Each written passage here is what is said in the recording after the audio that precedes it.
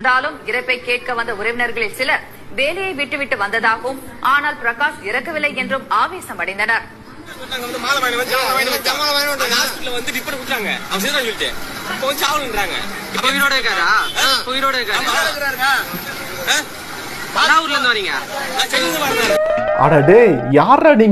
உங்களோட கேவலமான ஜென்மம் இந்த நாட்டுல இருக்க முடியுமான்னு எனக்கு தெரியல. இல்ல எனக்கு என்னன்னா இவனுங்க மாலை வாங்கிட்டு வந்துட்டாங்கன்னு அவன சாகவா முடியும்?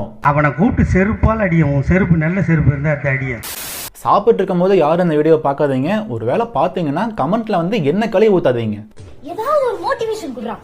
எப்பவுமே பேதி மாதிரி கீழே போகணும்னு நினைக்காத, வாந்தி மாதிரி மேல வரணும்னு நினை. சரி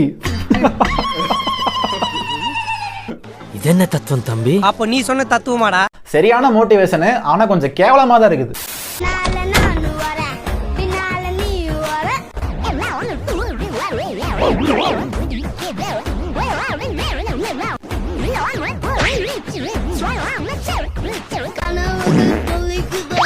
சரி